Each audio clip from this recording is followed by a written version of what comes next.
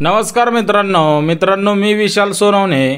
तर सध्याच्या स्थितीला पीएम विश्वकर्मा योजना सुरू झालेली आहे।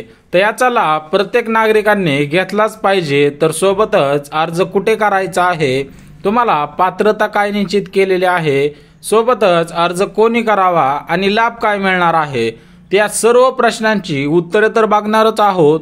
सोबतच फॉर्म ऑफलाईन भरायचा आहे की ऑनलाईन भरायचा आहे, तर आपण सविस्तर प्रत्येक गोष्ट बघून घेऊयात। तर सर्वात प्रथम विश्वकर्मा योजना म्हणजे काय हे बघून घेऊयात। तर जे नागरिक आर्थिकदृष्ट्या गरीब आहे, सोबतच ज्यांचे उत्पन्न 2.5 लाखांपेक्षा कमी आहे, अशा नागरिकांना शासनाकडून 3 लाख रुपयापर्यंत पूर्णपणे रक्कम देण्यात येणार आहे। ते एक गोष्ट लक्षात घ्या, जे आपले भारताचे नागरिक आहेत, आता ही योजना महाराष्ट्रापुरती नाही तर पूर्ण भारतासाठी ही योजना आहे। त्याच्यामुळे भारतातले जे पण नागरिक, जे पण कुटुंब पूर्णपणे पिवळे रेशन कार्ड सोबतच केसरी रेशन कार्डसाठी पात्र आहेत, अशा सर्व रेशन धारकांना, सोबतच ज्यांच्याकडे रेशन कार्ड नाही त्यांना सुद्धा या योजनेचा लाभ घेता येणार आहे। फक्त तुमचे उत्पन्न 2.5 लाखांपेक्षा कमी असणं गरजेचं आहे। आता पीएम विश्वकर्मा योजनेचे जे पैसे येणार आहेत ते पूर्णपणे तुमच्या आधार कार्डच्या द्वारे तुमच्या खात्यामध्ये येणार आहेत। म्हणजेच एक गोष्ट लक्षात घ्या, तुमच्याकडे कमीत कमी आधार कार्ड असणे आवश्यक आहे आणि दुसरं म्हणजे तुमचं बँक खातं असणे आवश्यक आहे। मग ते SBI बँक खाते असू द्या, कोटक महिंद्राचा असू द्या, युनियन बँकेचं सुद्धा हिथं खातं चालणार आहे। तुमचं पोस्टाचं जरी खातं असलं तरी पण चालणार आहे। त्याच्यामुळे तुम्हाला फक्त एक काम करायचं आहे, जे की लाडकी बहीण योजनेला जसं सांगितलं गेलं होतं की DBTच्या द्वारे तुमच्या बँक खात्यामध्ये पूर्ण रक्कम जमा केली जाणार आहे। अगदी त्याच पद्धतीने तुमचे आधार कार्ड बँक खात्याशी लिंक करून घ्यायचं आहे। तर बघू शकता, तुमच्याकडे 2 पर्याय आहेत। पहिलं म्हणजे जे आपलं रेग्युलर खातं आहे त्याच्याशी तुम्ही आधार कार्ड लिंक करू शकता, आणि दुसरा पर्याय म्हणजे तुमचं जे नवीन खातं खोलायचं आहे तर ते पोस्टाचं बँक खातं असणं आवश्यक आहे। त्या खात्याला आधार सीडिंग 1 दिवसाच्या आतमध्ये होतं, म्हणजे लवकरात लवकर आधार सीडिंग होतं। जर तुम्ही आधार कार्ड बँक खात्याशी लिंक केलं नाही आणि पीएम विश्वकर्मा योजनेचा फॉर्म भरला तरी पण तुम्हाला याचा 1 रुपया सुद्धा मिळणार नाही, कारण पूर्णपणे रक्कम तुम्ही दिलेल्या बँक खात्यामध्ये न येता ती रक्कम तुमच्या आधार कार्डला लिंक असलेल्या बँक खात्यावरती जमा करण्यात येत आहे। तर एक गोष्ट लक्षात घ्या, आधार कार्ड बँक खात्याशी लिंक नसेल तर लवकरात लवकर या 2 दिवसामध्ये ज्यावेळेस तुम्ही फॉर्म भरणार आहात त्यावेळेस तुम्हाला ते सुद्धा लिंक करून घ्यायचं आहे। आता विश्वकर्मा योजना कोणासाठी आहे ते सुद्धा बघून घेऊया। लाकडापासून शेतीचे अवजारे बनवणारे आणि सोबतच आर्थिकदृष्ट्या गरीब असणारे नागरिक, म्हणजेच एक गोष्ट लक्षात घ्या, जे कारागीर लाकडापासून शेतीचे अवजारे म्हणा किंवा लाकडापासून वेगवेगळ्या आकाराचे खेळणे, अगदी अशाच पद्धतीने लाकडापासून वेगवेगळ्या गोष्टी बनवणे, अशा कारागिरांना पूर्णपणे विश्वकर्मा योजनेचा लाभ तर दिला जाणार आहे। सोबतच जे वेगवेगळे कामधंदे करतात, जसे की मासेमारी आली, चप्पल बनवणे, अशा वेगवेगळ्या जे साहित्य म्हणा वेगवेगळ्या गोष्टी बनवत असतात त्यांना पूर्णपणे सरकारकडून अनुदान देण्यात येणार आहे। म्हणजेच तुम्ही कोणता जरी व्यवसाय करत असाल तरी पण तुम्हाला याचा लाभ भेटणार आहे। त्याच्यामुळे विश्वकर्मा ही योजना पूर्णपणे कारागिरांसाठी आहे। आता सोबतच बघू शकता, जे कारागीर चप्पल बनवतात त्या नागरिकांना सुद्धा या योजनेचा लाभ दिला जाणार आहे। तुम्हाला सांगितल्याप्रमाणे तुम्ही कोणता जरी उद्योगधंदा करत असाल, सोबतच मासेमारी जरी करत असाल तरी पण तुम्हाला पीएम विश्वकर्मा योजनेचा लाभ दिला जाणार आहे। जर ते तुमचं इस्त्रीचं दुकान असेल, सोबतच जर तुमचे कपड्याचा व्यवसाय असेल, तर वेगवेगळ्या कारागिरांना वेगवेगळी योजना आहे। त्याच्यामुळे विश्वकर्मा योजनेचा ज्यावेळेस तुम्ही फॉर्म भरणार आहात त्याच्यानंतर तुम्हाला तिथं ऑप्शन येणार आहे की तुम्ही कोणते कारागीर आहात, तुमचा व्यवसाय काय आहात, तुम्ही करत काय आहात, त्याच्या आधारावरती तुम्हाला 3 लाख रुपयापर्यंत अनुदान देण्यात येणार आहे। जर तुम्ही विश्वकर्मा योजनेचा अजून पण फॉर्म भरलेला नसेल तर लवकरात लवकर फॉर्म भरायचा आहे। आता याच्यासाठी लागणारी जी कागदपत्रे आहेत, लाभार्थी कोण आहेत ते बघून घेऊयात। तर पहिल्यांदा लाभार्थी कोण असणार आहे विश्वकर्मा योजनेसाठी ते बघून घेऊयात। आता पहिला मुद्दा बघू शकता, तर अर्जदार हा भारताचा नागरिक असावा आणि तो सध्या भारतात राहणारा असावा। म्हणजे जर तुम्हाला या योजनेचा लाभ घ्यायचा असेल तर तुम्ही भारताचा नागरिक असावा आणि तुम्ही भारतातच सध्याच्या स्थितीला राहत आहे याचा काहीतरी तुम्हाला पुरावा द्यायचा आहे। जसं की तुमचं जे आधार कार्ड असतं, पॅन कार्ड असतं, सोबतच घराच्या पत्त्याचा पुरावा असतो, याच्यामधील कोणतं जरी कागदपत्र तुमच्याकडे असतील तर तुम्हाला पूर्णपणे पीएम विश्वकर्मा योजनेचा लाभ दिला जाणार आहे। आता अर्जदार हा भारताचाच नागरिक का असावा, तर ही योजना फक्त भारतापुरती मर्यादित आहे। बाकीच्या देशांमध्ये वेगवेगळ्या योजना लागू आहेत, परंतु भारतामधली ही योजना असल्यामुळे अर्जदार हा भारताचाच नागरिक असला पाहिजे।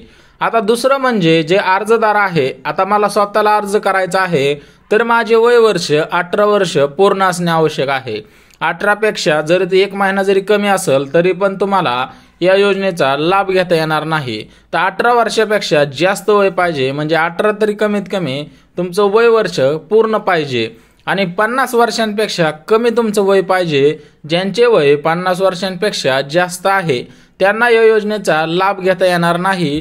फक्त लाभ कोणाला दिला जाणार आहे, ज्या नागरिकाचे, ज्या अर्जदाराचे वय 18 वर्षे पूर्ण आहे आणि 50 वर्षांच्या मध्ये आहे, म्हणजे 50 वर्षापेक्षा कमी असणं अनिवार्य आहे, तरच तुम्हाला या योजनेचा लाभ घेता येणार आहे।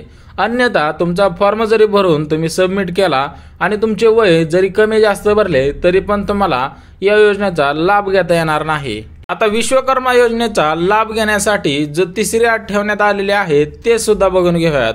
तर विश्वकर्मा योजनेचा लाभ घेण्यासाठी तुम्हाला आधार कार्ड बँक खात्याशी लिंक करावे लागणार आहे। आता तुम्हाला पहिल्यांदाच मी सांगितलेलं की पूर्णपणे हे पैसे डीबीटीच्या द्वारे येणार आहेत, डायरेक्ट बेनिफिट ट्रान्सफर।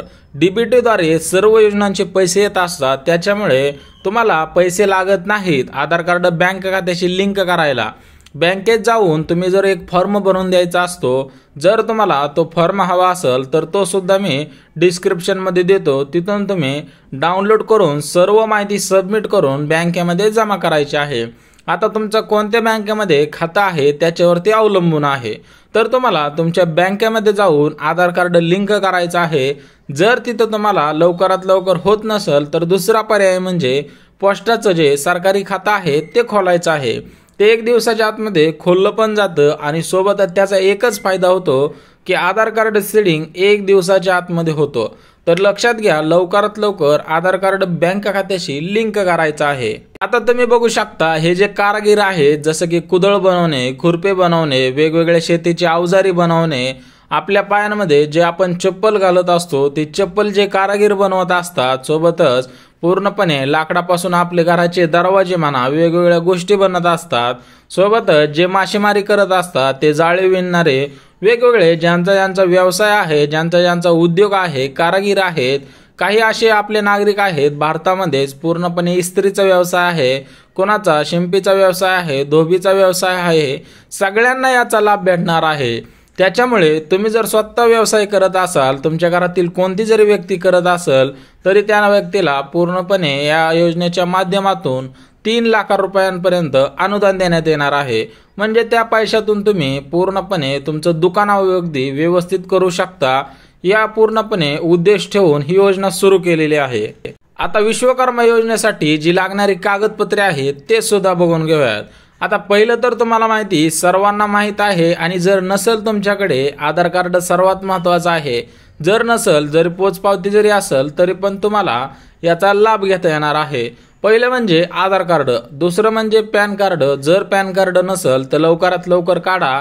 आधार कार्ड तुमच्याकडे असेल तर आधार कार्डच्या द्वारेच पॅन कार्ड हे निघत असतं। तिसरं म्हणजे उत्पन्नाचा दाखला। आता उत्पन्नाचा दाखला तुमच्या जवळच्या सेतू सुविधा केंद्र असू द्या, CSS सेंटर असतात, तिथे जाऊन सुद्धा तुम्ही काढू शकता। आणि जर तुमचा तालुका गावापासून जवळ असेल तर तालुक्याच्या ठिकाणी जाऊन सुद्धा तुम्हाला उत्पन्नाचा दाखला मिळू शकतो। आणि याच्या व्यतिरिक्त पर्याय म्हणलं तर रेशन कार्ड असलं तरी पण तुम्हाला जमणार आहे।